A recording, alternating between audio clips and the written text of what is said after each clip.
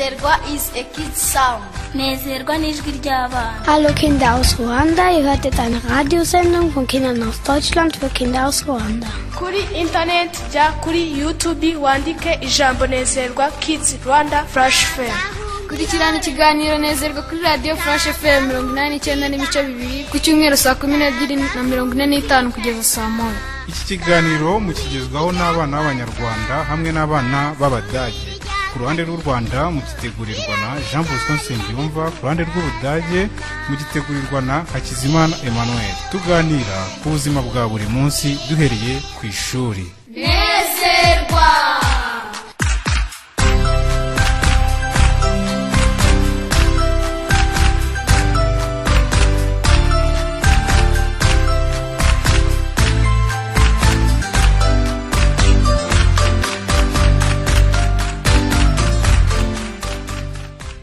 Hallo Kinder, mein Name ist René. Guten Morgen, ich bin Diane.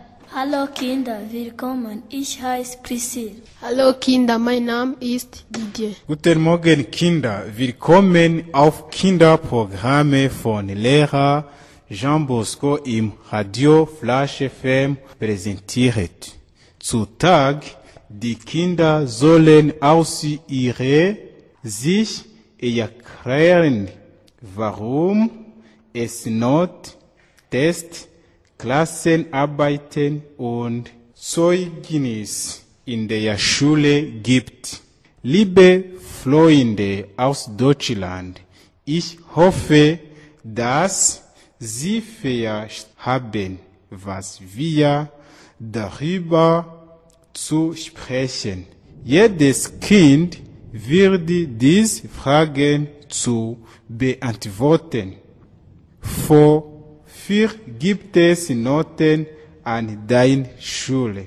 Welche Noten gibt es? Was bedeutet welche Noten? Warum schreibt ihr Tests, Klassenarbeiten? Wie oft schreibt ihr Tests, Klassenarbeiten? Wie bereitet ihr euch auf einen Test oder eine Klassenarbeit vor? Sind die Tests oft schwer oder leicht? Wie ist das Gefühl, wenn ihr eine Klassenarbeit zurückbekommt? Was steht in eurem Zeugnis? Danke.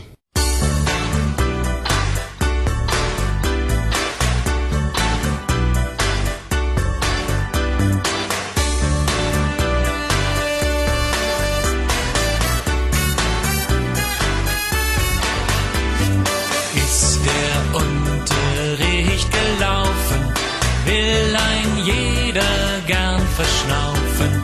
Und um das nicht zu vergessen, sucht sich jeder was zu essen. Deshalb wollen wir heute belauschen, wie die Kids ihr Frühstück tauschen.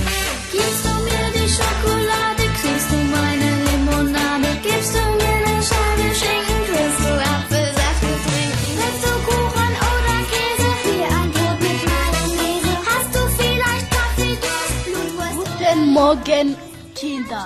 Mein Name ist Diane. At school, the teachers gives us group work activities. After we write summary at the blackboard. Each Friday we do individual tests.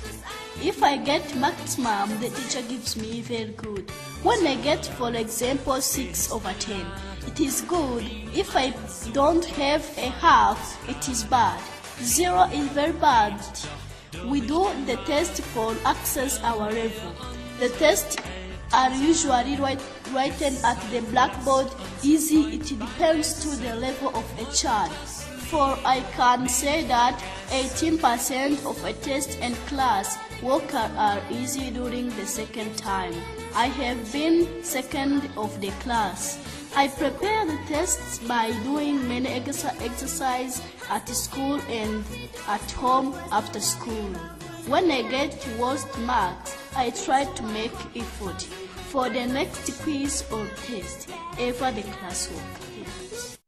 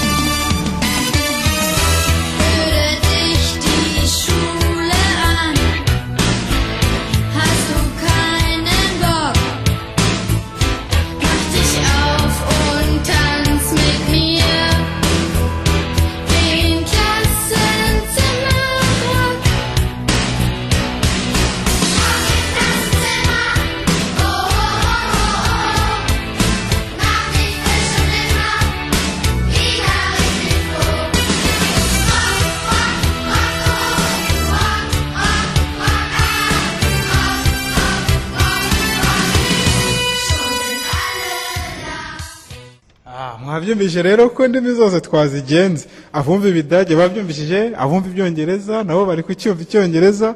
Ubwo noneho turi komereza rero twatanze mu ncamake z'ibiganiro byacu Diane yamfashije nawe. Noneho turakomeza tuganira rero, baragenda abana batubwira uburyo biga. Twiga neza tubifashijwemo n'abatica beza. Natwe twiga neza kubera ko twiga amasomo yose nta kibazo, umutekano uhari. Twese twiga neza muri rusange, uko dufite abarimu badukunda kandi natwe turabakunda, batwigisha neza ku buryo dutsinda bikabashimisha. Twiga neza, twiga mu byiciro bibiri, hari barabiga nimugoroba, hari n'abiga mu gitondo, kandi twizeye ko tuzatsinda ikizamini cya leta. Arukundi Diane atubwiye ngo amanota ukuntu bayatanga mu nzego zitandukanye, ninde wabitwibutsa? Yego. Ngewe nabibutsa. Tubwire nyine. Iyo wabonye nk'Icyenda ku icumi aba ari very good, wabona nka6 ku icumi akaba ari good ariko atari neza cyane, yaba ari 8 ku icumi akaba ari bad, yaba ari nka 0 akaba ari very bad. Wakoze cyane. Noneho rero ubwo ngo turakomeza twiganirira. Ubundi se mukora amabazwa, ni kuki mukora amabazwa cyangwa se iriya mikoro mutahana, ni kubera iki? Nukugira ngo abarimu barebe, akenshi hari igihe baba bayiduhaye ku byo twize, bakagira ngo barebe uko twabifashe tubikora neza. Akenshi imikoro, impamvu y'imikoro baba bashaka kureba level y'umwana nimba ibyo bigishije yabimenye cyangwa ari uguta inyuma yahuye. Impamvu baduha amahomework cyangwa amabazwa ni ukugira ngo barebe ibyo bigishije niba twarabifashe cyangwa byaraciye muri uku gutwi bigatungukira mu kundi, ari kuza gushyushya intebe z'ikigo gusa. Impamvu baduha imikoro n'amabazwa hari ukugira bamenye nimba natwe dufite icyo twamenye, kugira ejo n'ejo bundi tuzahagarara imbere tugasobanura ibyo twize. Noneho rero turakomeza tuganira nk'uko Diane ajya bivuga mu ncamake.